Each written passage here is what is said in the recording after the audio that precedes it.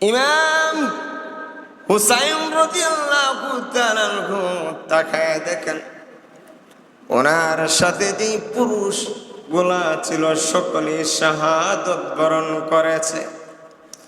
এখন একা ইমাম হুসাইন রাদিয়াল্লাহু তাআলা আনহু জীবিত আছে। একা ইমাম হুসাইন রাদিয়াল্লাহু তাআলা যুগরে আমাদের পরে তাবুর ভিতরে শুধু মহিলারা জোহরের নামাজের পরে তাবুর ভিতরে গিয়া ঢুকলেন ইমাম হুসাইন। মহিলাদের কাছ থেকে চির বিদায় নেওয়ার জন্য তাবুর ভিতরে ঢুকলেন।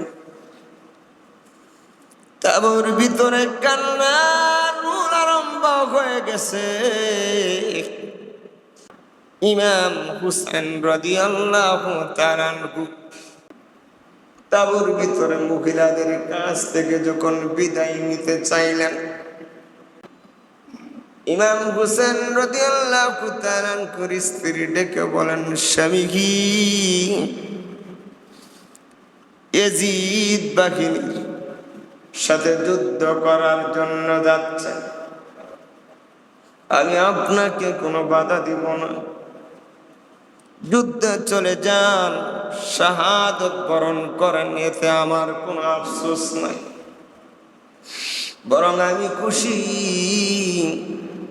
কিয়ামতের দিন আপনি শহীদ হিসাবে আল্লাহর দরবারে দাঁড়াইবেন। কিন্তু গোস্বামী আপনার কাছে মুহূর্তে একটা আবদার করি, আজকে 1 মাস 2 দিন হয়ে গেছে গোস্বামী, সাথে যে খাবার ছিল খাবার শেষ হয়ে গেছে। হ্যাঁ স্বামী, সাথে যে পানি ছিল পানি শেষ হয়ে গেছে, কোনো খাবার নাই, পানি নাই, সন্তানের মুখে কি দেব, কোনো খাবার নাই, পানি নাই গোসাই। ওই যে আমার কোলে আমার ছোট সন্তান আলী আসগর, নাম কি? আলী আসগর। আমাদের এই ছোট্ট সন্তান না খাইতে গোসাই পানির অভাবে 2টা টুট পর্যন্ত পেটে গেছে গোসাই।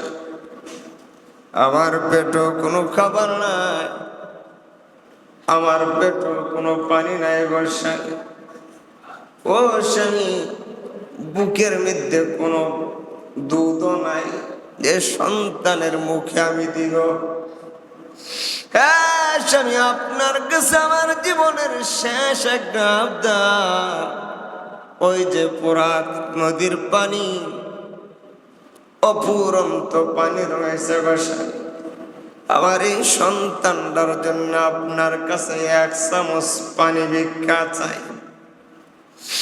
হুসাইন রাদিয়াল্লাহু তাআলা আনহু ছোট্ট সন্তান, অবুঝ সন্তান, নিষ্পাপ বাচ্চা আলী আসগরকে কোলে নিলেন, ঘোড়ার উপর আরোহণ করে ফোরাত নদীর দিকে রওনা দিয়েছে।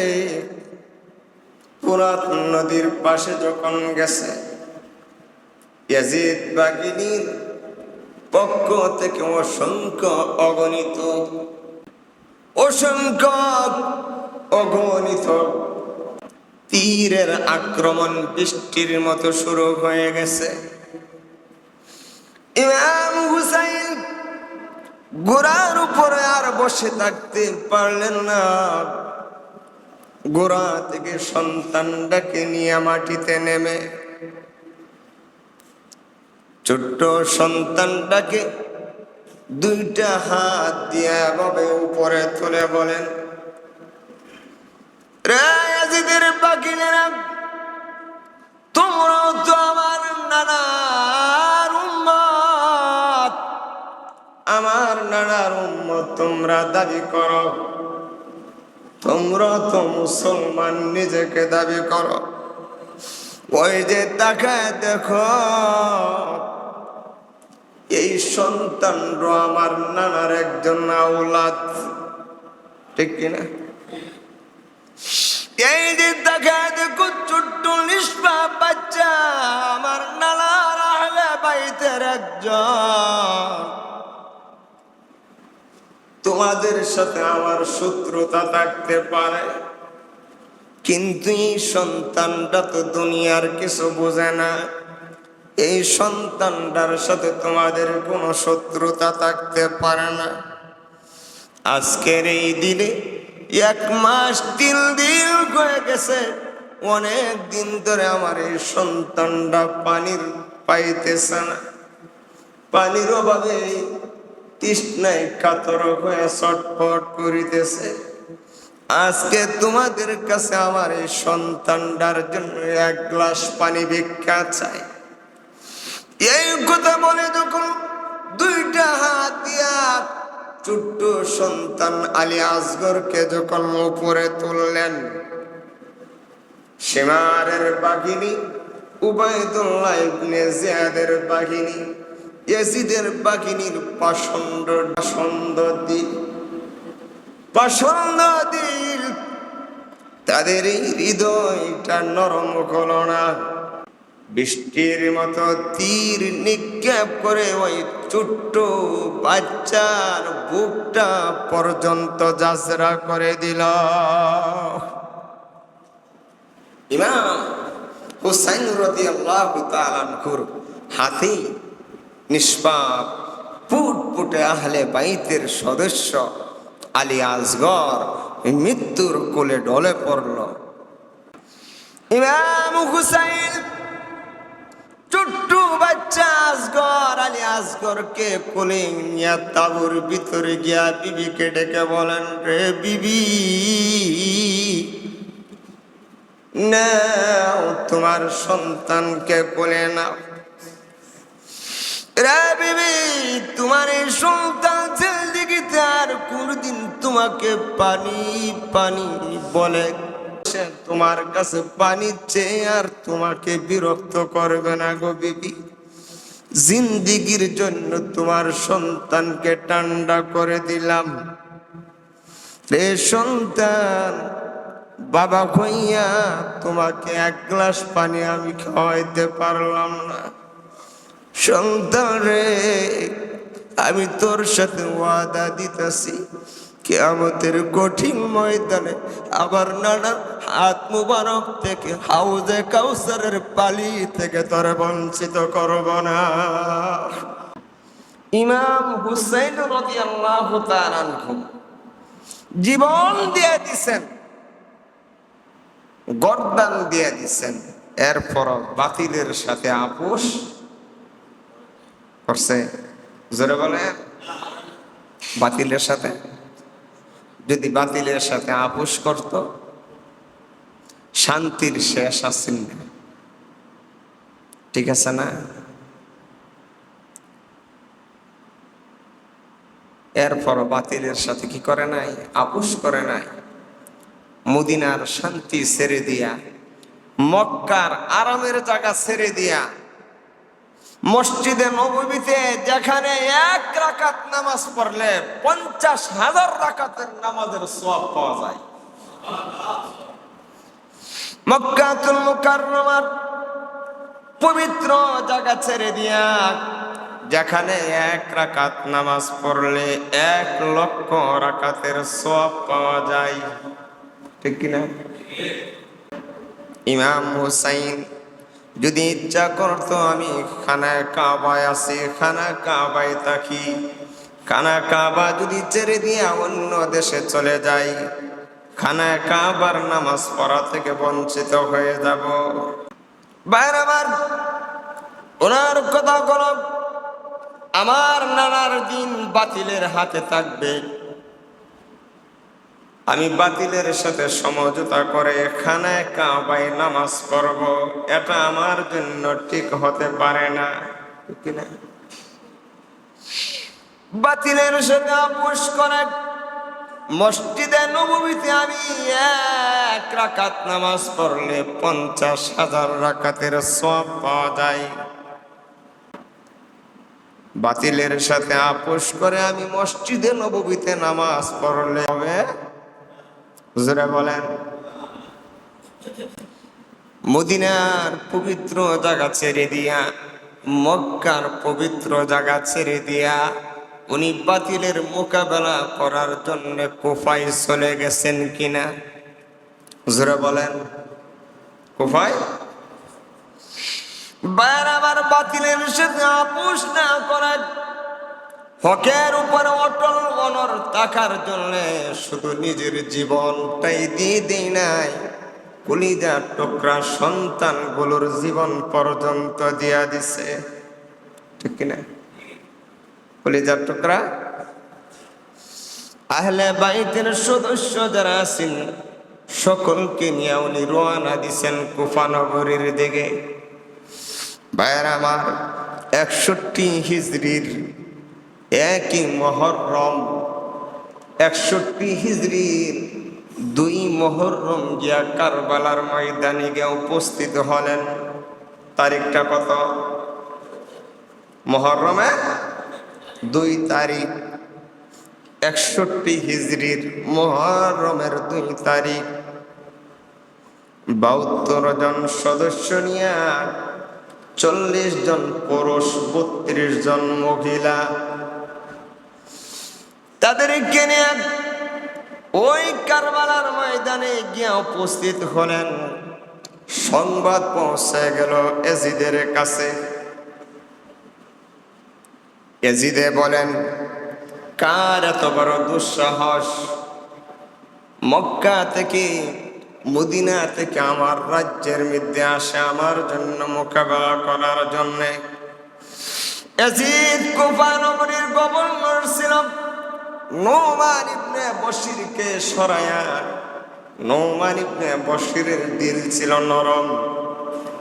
নোমান ইবনে বশির ছিল একজন সাহাবী, নরম দিলের মানুষ। তাকে সরায়া কট্টর দিলের অধিকারী, শক্ত দিলের অধিকারী উবাইদুল্লাহ ইবনে জিয়াদকে গভর্নর পদে বসাইয়া, উবাইদুল্লাহ ইবনে জিয়াদকে কুফার গভর্নরের দায়িত্ব দিয়া বলেন, রে উবাইদুল্লাহ,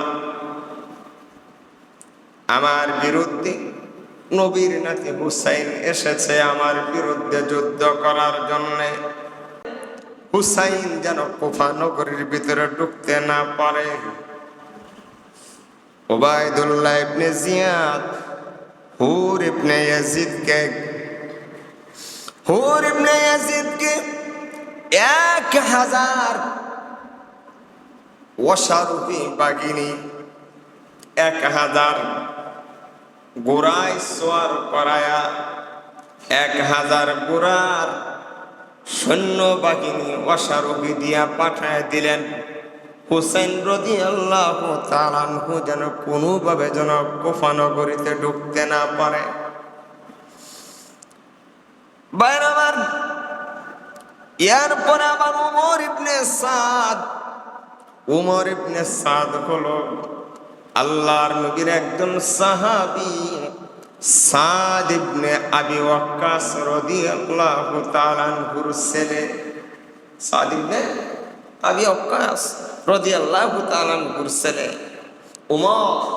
এই উমরকে পাঠায় দিলেন 4000 সৈন্য দিয়া, জান্নাতের যুবকদের সর্দার, আল্লাহর নবীর প্রিয় নাতি ইমাম হুসাইন রাদিয়াল্লাহু তাআলা আনহুর সাথে যুদ্ধ করার জন্য। দেখছেন নি কেমন বাপের সন্তান?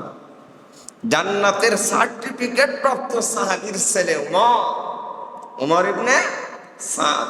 সেও কি মুসলমান? সেও মুসলমান। এই উমর ইবনে সাদ তাকে 4000 সৈন্য দিয়া পাঠায় দিলেন ইমাম হুসাইন রাদিয়াল্লাহু তাআলা আনহুর সাথে যুদ্ধ করার জন্য। মুহররমের 3 তারিখ। কত তারিখ? মুহররমের 3 তারিখ। উমর এমন একজন বাপের সন্তান যার সম্পর্কে আল্লাহর নবী দুনিয়াতেই জান্নাতের সুসংবাদ যাকে দিলেন, এমন বাপের সন্তান আছে ইমাম হুসাইনের বিরুদ্ধে কি করার জন্য? যুদ্ধ করার জন্য। ওমর ইবনে সাদ যখন কারবালার ময়দানে আসার পরে ইমাম হুসাইন রাদিয়াল্লাহু তাআলা আনহুর সামনাসামনি যখন হলো, হুসাইন রাদিয়াল্লাহু তাআলা আনহু ডেকে বলেন, রে ইয়াজিদের বাহিনীরা, তোমরাও তো মুসলমান, তোমরাও তো আমার নবীর উম্মত, ঠিক কিনা? তোমরা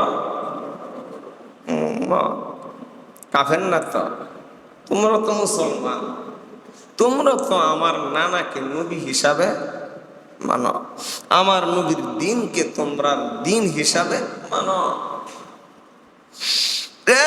নবীর উম্মতের দলেরা, তোমরা কেমন করে আমার সাথে যুদ্ধ করার জন্য এসেছ? তোমরা তো আমার নবীর উম্মত, আমার নবীর উম্মত হিসেবে নিজেদেরকে দাবি করো, কেমন করে তোমরা আমার বিরুদ্ধে যুদ্ধ করার জন্য আসলে? ইয়াজিদের বাগিনেরা বলেন, আমরা হুসাইনকে চিনি না, আমরা ইয়াজিদের চাকরি করে এই জন্য যুদ্ধ করার জন্য আসছি। ভাইয়ার আমার, আজও পৃথিবীতে এই বাংলার জমিনে অনেক বড় বড় আলেম আছে, বড় বড় আলেমের সন্তান আছে, আছে না নাই? অনেক বাংলার জমির উচ্চ শিক্ষিত মানুষের আছে, যারা বাতিলের সাথে আপোষ করে হকের বিরুদ্ধে কথা বলে, ঠিক কিনা জোরে বলেন? মুখে লম্বা দাড়ি আছে, মাথায় টুপি আছে, পাগড়ি আছে, বড় জুব্ব আছে, এরপরও তারা বাতিলের সাথে আপোষ করে হকের বিরুদ্ধে কথা বলে। এমন বড় আলেম নামদারি আছে না নাই? জোরে বলেন।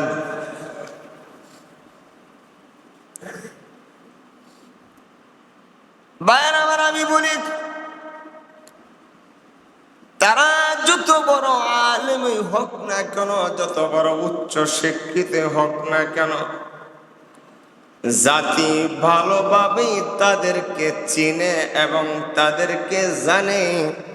তারা যত বড় আলেমই হোক না কেন, তারা কশিন কালো হুসাইনের উত্তরসূরি হিসাবে জাতির কাছে সম্মান পাবে না, বরং তারা ইয়াজিদের উত্তরসূরি হিসাবে জাতি তাদেরকে স্মরণ করবে।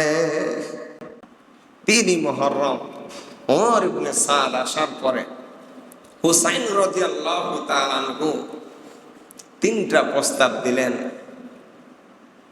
হাজার হাজার সৈন্য বাহিনীর সাথে মাত্র 40 জন পুরুষ যুদ্ধ করা সম্ভব? জোরে বলে। এই হাজার হাজার সৈন্য যদি হাইটে যা, 40 জন পুরুষ তো মাটির সাথে এমনি মিশা যাবে, ঠিক কিনা জোরে বলে? হুসাইন রাদিয়াল্লাহু তাআলা আনহু বলেন, আমি যুদ্ধ করার জন্য আসি নাই, বরং তোমাদের কুফা নগরীর লোকগুলো আমাকে অসংখ্য অগণিত চিঠি পাওয়ার পর আমি এসেছি।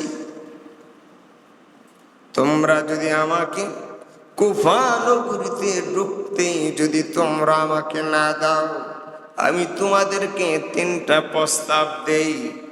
আমি যেখান থেকে এসেছি সেখানে আমাকে পাঠায় দাও, অর্থাৎ মদিনা থেকে এসেছে, আমাকে মদিনায় পাঠায় দাও, অথবা আমাকে ইসলামী কোন সীমান্তে আমাকে পৌঁছায় দাও, যেখানে কাফেরদের সাথে আমি যুদ্ধ করে জীবনটা কাটায় দিব, অথবা আমাকে ইয়াজিদের কাছে পাঠায় দাও। আমি ইয়াজিদকে কি আগে বলবো, এই ইয়াজিদ, তোমার আব্বা তো একজন বড় সাহাবী ছিলেন, তুমি এত বড় সাহাবীর সন্তান হইয়া কিভাবে তুমি ইসলামের বিরুদ্ধে গেলা? আমি ইয়াজিদের সাথে গিয়া পরামর্শ করব, ইয়াজিদের সাথে গিয়া আমি আলাপ করব। ওমর ইবনে সাদ এই কথাটা যখন উবাইদুল্লাহ ইবনে জিয়াদের কাছে যখন পাঠালেন যে হুসাইন রাদিয়াল্লাহু তাআলা আনহু তিনটা প্রস্তাব দিয়েছে। উবাইদুল্লাহ ইবনে জিয়াদের কাছে ছিলেন শিমার ইবনে জিলশাউন। শিমার ডেকে বলেন, রে উবাইদুল্লাহ, যদি হুসাইনের কথা যদি মেনে নাও তাহলে তোমার আর কোনো পদোন্নতি হবে না, বরং তুমি নিজেই ইয়াজিদের পক্ষে যুদ্ধ ঘোষণা করো। কোনোভাবেই হুসাইন রাদিয়াল্লাহু তাআলা আনহুর এই কথা মানা যাবে না, মানলে তোমার পদোন্নতি হবে না। উবাইদুল্লাহ ইবনে জিয়াদ শিমারকে আবার ৮,০০০ সৈন্য দিয়া পাঠায় দিলেন। কত হাজার সৈন্য? ৮,০০০ সৈন্য দিয়া। আর বলে দিলেন, উমর ইবনে সাদ, উমর তো হলো সাদ ইবনে আবি ওয়াক্কাসের ছেলে, উমর আমার সাথে বিশ্বাসঘাতকতা করতে পারে। উমর যদি বিশ্বাসঘাতকতা করে তাহলে উমরকে মেরে তুমি সীমার উমরের জায়গায় বসবা, উমরের স্থলাভিষিক্ত তুমি হইবা। বাইরাবার সীমার এসে উমরকে যখন জানায় দিলেন, না কোনোভাবে হুসাইনের কোনো প্রস্তাব মানা যাবে না, কোনোভাবে হুসাইনের কোনো প্রস্তাব মানা যাবে না, বাইরাবার যুদ্ধ আরম্ভ হয়ে যাবে। ৯ মুহররম হুসাইন রাদিয়াল্লাহু তাআলা ইয়াজিদ বাহিনীকে বলে দিলেন, আজকের রাত্রটা আমাদেরকে ইবাদত করার সুযোগ দেওয়া হোক। ফজরের নামাজের সময় ১০ মুহররম ফজরের নামাজ হুসাইন রাদিয়াল্লাহু তাআলা আনহুর পিছনে ইয়াজিদ বাহিনীরাও নামাজ পড়লেন। যারা যুদ্ধ করতে আইছে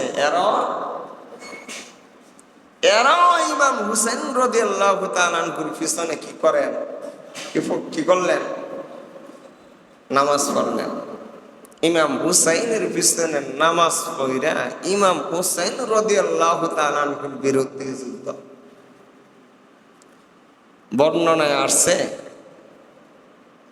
কারবালার ময়দানে যত ওয়াক্ত নামাজ হয়েছে সব ওয়াক্ত নামাজ ওই ইমাম হুসাইন রাদিয়াল্লাহু তাআলা আনহুর পিছনে তারা কি করছে? নামাজ পড়ছে। ১০ মুহররম ফজরের নামাজের পরে যুদ্ধ আরম্ভ হয়ে গেছে। জোহরের নামাজের আগেই ইমাম হুসাইন রাদিয়াল্লাহু তাআলা আনহুর সাথে যে পুরুষগুলা ছিলেন সকলে শাহাদত বরণ করলেন। সবাই কি করলেন? শাহাদত বরণ করলেন। এখন শুধু বাকি আছে কে? ইমাম হুসাইন রাদিয়াল্লাহু তাআলা। ইমাম হুসাইন রাদিয়াল্লাহু তাআলা আনহু তাকায় দেখেন, ওনার সাথে যে পুরুষ গুলা ছিল সকলে শাহাদত বরণ করেছে।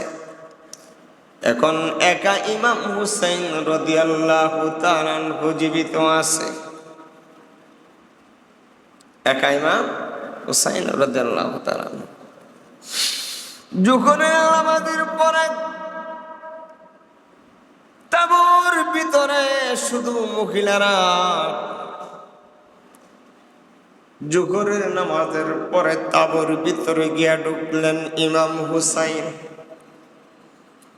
মহিলাদের কাছ থেকে চির বিদায় নেওয়ার জন্য তাবুর ভিতরে ঢুকলেন। তাবুর ভিতরে কান্নার রোল আরম্ভ হয়ে গেছে।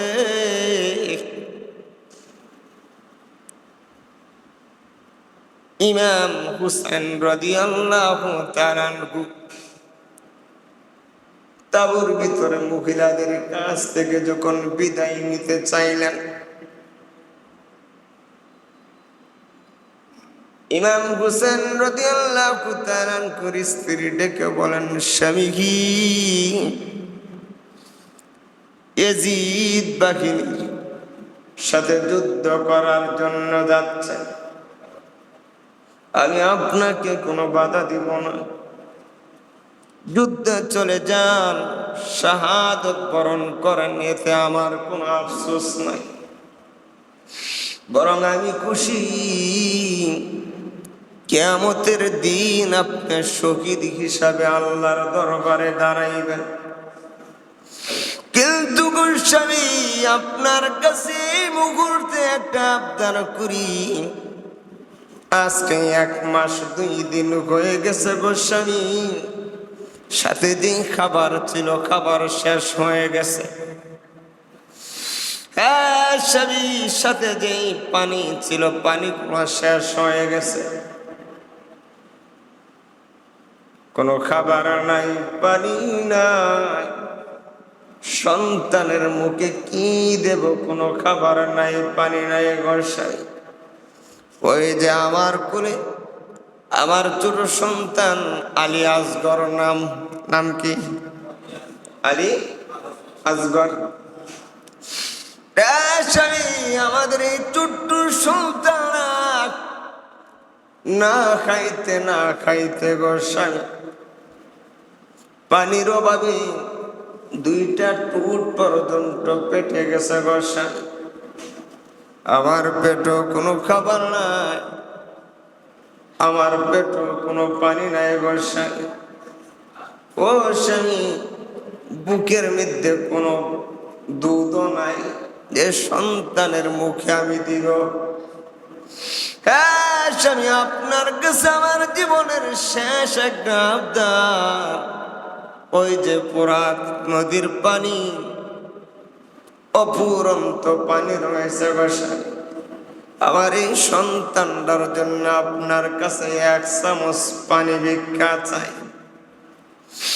হুসাইন রাদিয়াল্লাহু তাআলা আনহু ছোট্ট সন্তান, অবুঝ সন্তান, নিষ্পাপ বাচ্চা আলী আসগরকে কোলে নিলেন, ঘোড়ার উপর আরোহণ করে ফোরাত নদীর দিকে রওনা দিয়েছে। ফোরাত নদীর পাশে যখন গেছে, ইয়াজিদ বাহিনীর পক্ষ থেকে অসংখ্য অগণিত তলোয়ারের আক্রমণ, তীরের আক্রমণ বৃষ্টির মতো শুরু হয়ে গেছে। ইমাম হুসাইন ঘোড়ার উপরে আর বসে থাকতে পারলেন না, ঘোড়া থেকে সন্তানটাকে নিয়ে মাটিতে নেমে ছোট্ট সন্তানটাকে 2টা হাত দিয়ে এভাবে উপরে তুলে বলেন,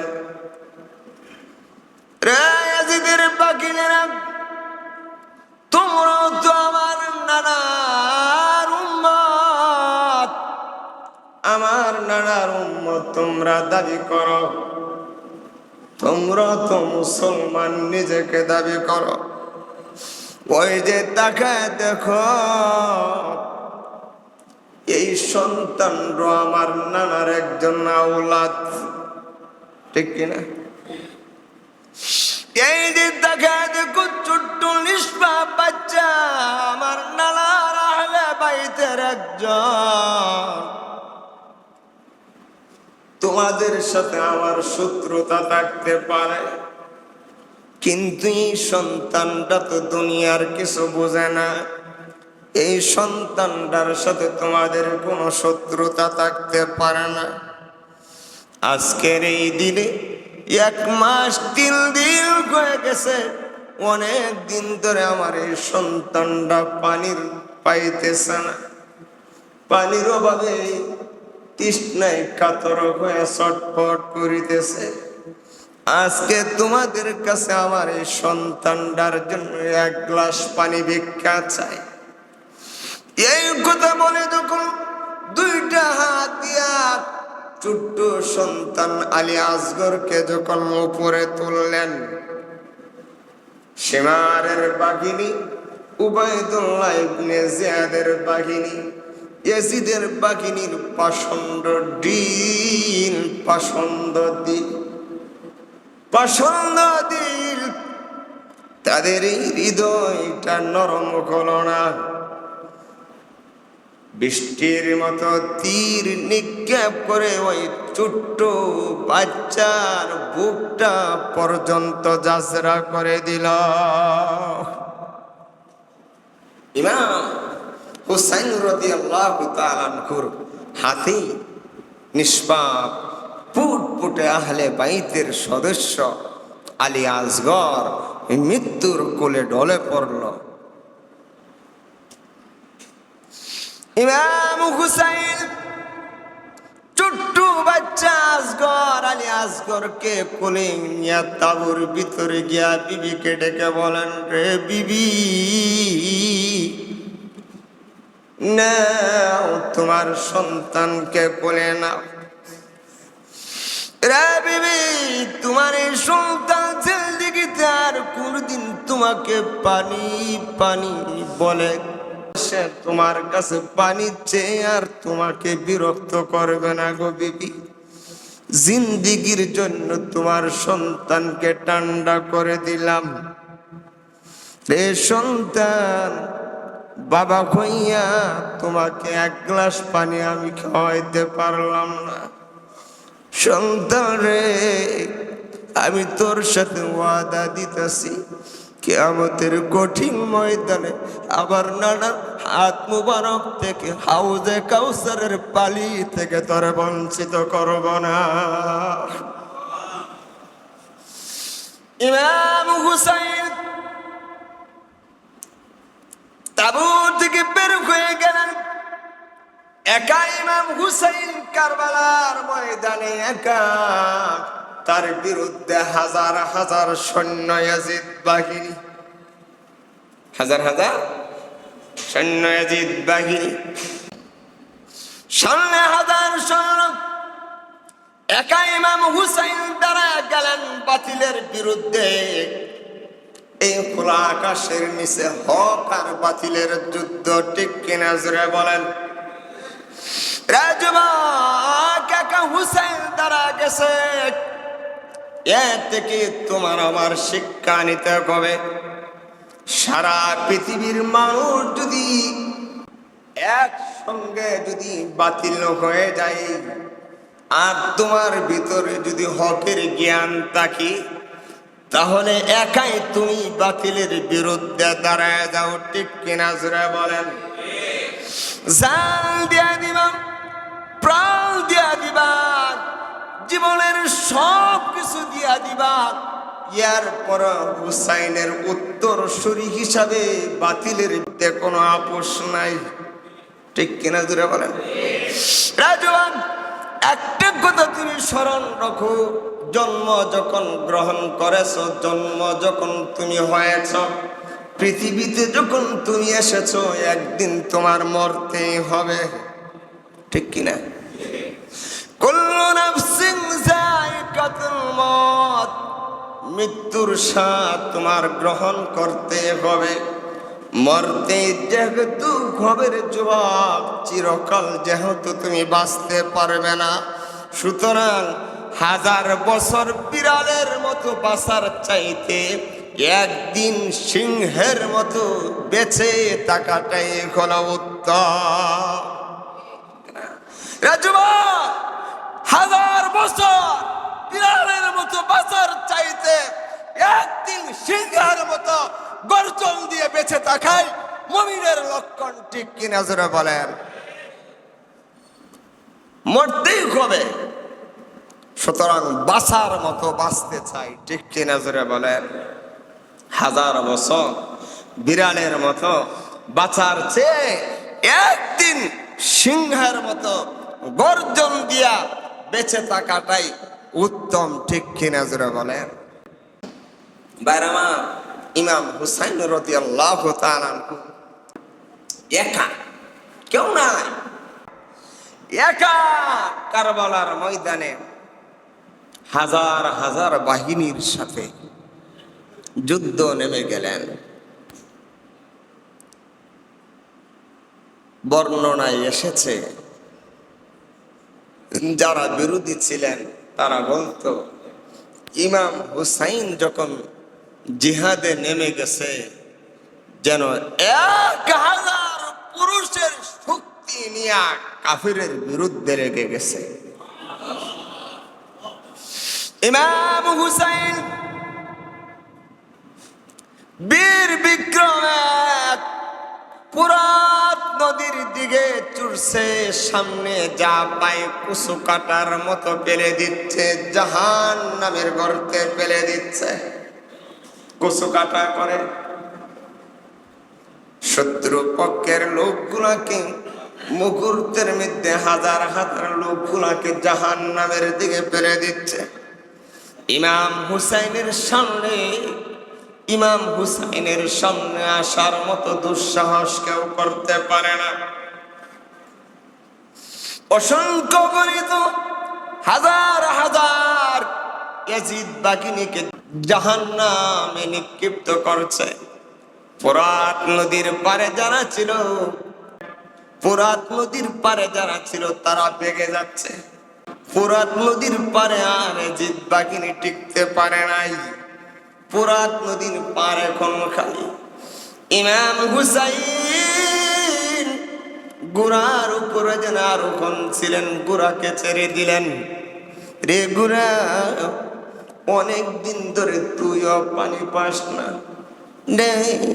জনমের মতো আজকে পানি পান কর। ফোরাত নদীতে নেমে ঘোড়া পানি পান করছে। ইমাম হুসাইন রাদিয়াল্লাহু তাআলা আনহু, ইমাম হুসাইন ফুরাত নদীতে নিজেও নেমে হাঁটু পর্যন্ত নেমে অঞ্জলি দিয়া পানি তুলছে। এখন পানি পান করবে, যে মাত্র অঞ্জলি নিয়া ইমাম হুসাইন পানি পান করার ইচ্ছা করেছে, অঞ্জলির মধ্যে আলী আসগরের চেহারা ভেসে উঠেছে। কলিজার টুকরা সন্তানের চেহারা ভেসে উঠেছে। আর আমি কেমন করে পান করি, যে পানি আমার কলিজার টুকরা সন্তান পান করতে পারে না, যে পানি আমার সঙ্গী সাথীরা পান করতে পারে না, এই পানি আমি ইমাম হুসাইন কিভাবে পান করি। সঙ্গে সঙ্গে পানিটা ফেলে দিলেন। আবার যুদ্ধ শুরু করে দিলেন। আসর হয়ে গেছে, ইমাম হুসাইন আর যুদ্ধ করতে পারে না, নিস্তেজ হয়ে গেছে। ইমাম হুসাইন ইয়াজিদ বাহিনীর অসংখ্য গণিত তীরে শরীরটা জাজরা হয়ে গেছে, আর ঘোড়ায় বসে থাকতে পারে না। ডাক দিয়া বলেন, রে ইয়াজিদ বাহিনীরা, আমি জানি তোমরা নিজেদেরকে মুসলমান দাবি করো, তোমরা নিজেকে আমার নানার উম্মত দাবি করো। আজকে যদি আমার নানা জীবিত থাকতো, আমার এই দেহের বিরুদ্ধে দুনিয়ার কেউ আঘাত করার সাহস করতে পারতো না। কেমন করে তোমরা আমার এই শরীরের মধ্যে তীর নিক্ষেপ করো? আমার শরীরের এমন কোন জায়গা নাই রে, যে জায়গার মধ্যে আমার নানার টুট মোবারক লাগে না রে। দুনিয়ার মানুষ, আমার আব্বা আসাদুল্লাহিল গালিব, আল্লাহর বিজয়ী বাঘ, ঠিক কিনা? আমার আব্বা যদি জীবিত থাকতো, আবার কলিজার টুকরা সন্তানের শরীরে কেউ তীর নিক্ষেপ করতে পারতো না। ভাই আমার, সীমার দেখা দেখা ইয়াজিদ বাগিনীরা চতুর্দিকে ঘুরে। হুসাইনের এই কথা শুনে কেউ হুসাইনের শরীরে আঘাত করতে মনে চায় না। কেউ এত বড় জঘন্য পাপে নিজেকে নিযুক্ত করতে চায় না। প্রত্যেকেরই মনের ইচ্ছা আমার আঘাতে যেন হুসাইন শাহাদত বরণ না করে আরেকজনে করক। আরেকজনে সীমা দেখা দেখি ইমাম হুসাইনের শরীরে কেউ এখন আর আঘাত করে না। ইমাম হুসাইন শরীরটাও নিস্তেজ হয়ে গেছে। সীমার তখন ইয়াজিদের বাহিনীকে ডেকে বলে, কি ব্যাপার, তোমরা হুসাইনের উপর আঘাত করো না কেন? সীমার যখন উত্তপ্ত হইয়া, সীমার যখন রাগে ইয়াজিদ বাহিনীকে বলতে লাগলেন, তখন ইয়াজিদ বাহিনীর মধ্য থেকে মালিক ইবনে নজর, সুরাই ইবনে শারিক এবং সিনান ইবনে আশআশ তলোয়ার দিয়া, তীর দিয়া সরাসরি যখন আঘাত করলেন, ইমাম হুসাইন রাদিয়াল্লাহু তাআলা আর টিকতে পারলেন না, সাথে সাথে মাটিতে পড়ে গেলেন। ভাইরা আমার, কিতাবের মধ্যে এসেছে সীমার সিনান ইবনে আশআশকে আদেশ করলেন, হুকুম করলেন হুসাইন রাদিয়াল্লাহু তাআলা আনহুর দেহ থেকে কল্লাটা আলগা করে দেওয়ার জন্য। আরেক বর্ণনা এসেছে, কেউ যখন আঘাত করে না, সীমার নিজেই একজনের কাছ থেকে তলোয়ার নিয়ে ইমাম হুসাইনকে আঘাত করলেন। সাথে সাথে ইমাম হুসাইনের শরীর থেকে কল্লাটা আলগা হয়ে গেলেন। সুদূর কারবালায় ইমাম হুসাইন রাদিয়াল্লাহু তাআলা আনহু 10 মুহররম শাহাদাত বরণ করলেন। হযরত আব্দুল্লাহ ইবনে আব্বাস রাদিয়াল্লাহু তাআলা আনহু মক্কা নগরীতে স্বপ্নে দেখেন। কিসে দেখেন? স্বপ্নে। 10 মুহররম স্বপ্নে দেখেন আল্লাহর নবীর সাহাবী আব্দুল্লাহ ইবনে আব্বাস রাদিয়াল্লাহু তাআলা আনহু স্বপ্নে দেখেন আল্লাহর নবী সাইয়্যিদুল মুরসালিন খাতামুন নবিয়্যিন হায়াতুল নবী জিন্দা নবী আব্দুল্লাহ ইবনে আব্বাসের সামনে দিয়া হাত মুবারকে একটা বোতল নিয়ে দৌড়ায়।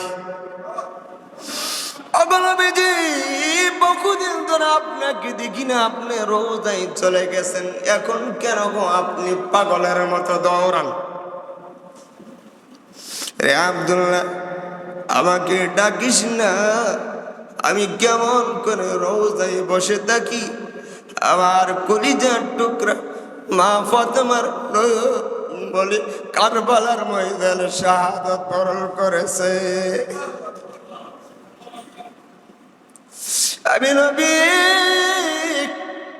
কারবালার ময়দানে গিয়ে আবার নাতি রক্ত মুবারক বোতলের ভিতরে ভরব, কিয়ামত পর্যন্ত আমি সংরক্ষণ করে রেখে দিব। আল্লাহর দরবারে আমি রক্ত নিয়ে হাজির হব।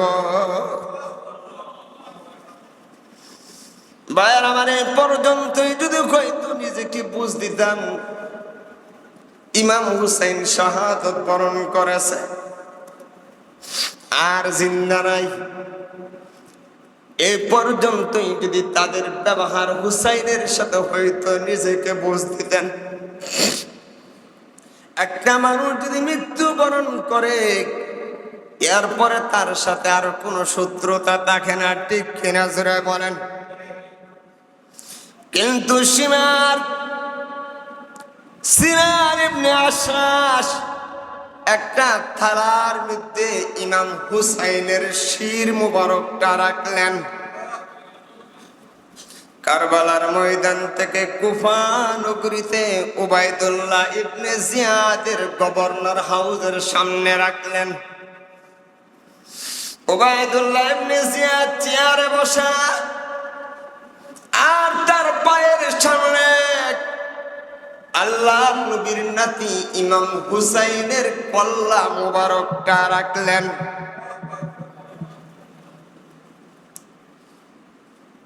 উবাইদুল্লাহ ইবনে জিয়াদ একটা হাতে তলোয়ার নিয়ে ইমাম হুসাইনের নাক মুবারক, ঠোঁট মুবারক, কান মুবারকের মধ্যে খুনসুটি দিতে লাগলেন, কোসাইতে লাগলেন।